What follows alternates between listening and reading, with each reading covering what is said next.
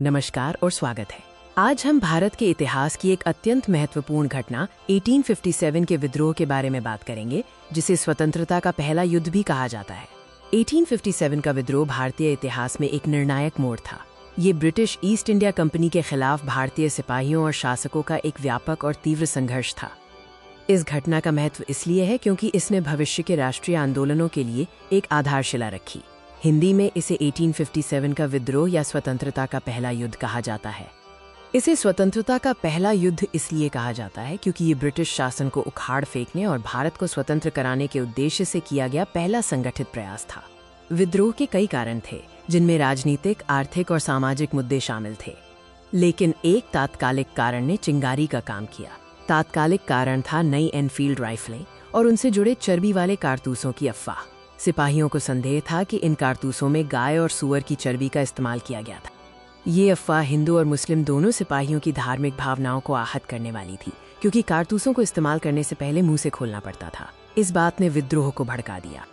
विद्रोह की शुरुआत एक छोटे से विद्रोह से हुई, लेकिन ये जल्द ही उत्तर और मध्य भारत के बड़े हिस्सों में फैल गया। विद्रोह की पहली महत्वपूर्ण घटना बैरकपुर में हुई, जहां मंगल पांडे नामक एक सिपाही ने चर्बी वाले कारतूसों का उपयोग करने से इनकार कर दिया और ब्रिटिश अधिकारियों पर हमला किया। मंगल पांडे को फांसी दिए जाने के बाद मेरठ में सिपाहियों ने विद्रोह कर दिया और दिल्ली की ओर कूच किया, जहां उन्होंने अंतिम मुगल सम्राट बहादुर शाह जफर को अपना नेता घोषित किया। विद्रोह को कई साहसी भारतीय नेताओं ने नेतृत्व प्रदान किया, जिन्होंने अपने क्षेत्रों में ब्रिटिश शासन को चुनौती दी। इन प्रमुख नेताओं में झांसी की रानी लक्ष्मीबाई, तात्या टोपे, अंतिम मुगल सम्राट बहादुर शाह जफर और कानपुर के नाना साहिब शामिल थे। दिल्ली, कानपुर, लखनऊ और झांसी विद्रोह के सबसे महत्वपूर्ण केंद्र थे, जहां भयंकर लड़ाई हुई और ब्रिटिश सेना को कड़ी चुनौती का सामना करना पड़ा।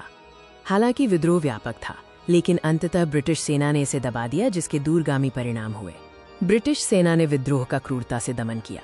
नेताओं को पकड़ लिया गया और उन्हें कठोर दंड दिया गया और कई आम नागरिकों को भी मार डाला गया।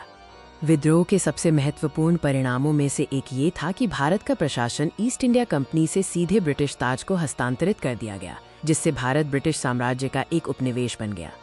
1857 का विद्रोह भले ही सफल ना हुआ हो, लेकिन इसने भारतीय इतिहास पर एक अमिट छाप छोड़ी। इसने भारतीय राष्ट्रवाद के बीज बोए और आने वाले दशकों में स्वतंत्रता आंदोलन को प्रेरित किया। 1857 का विद्रोह आज भी भारतीय स्वतंत्रता संग्राम के शहीदों के साहस और बलिदान का प्रतीक है। धन्यवाद।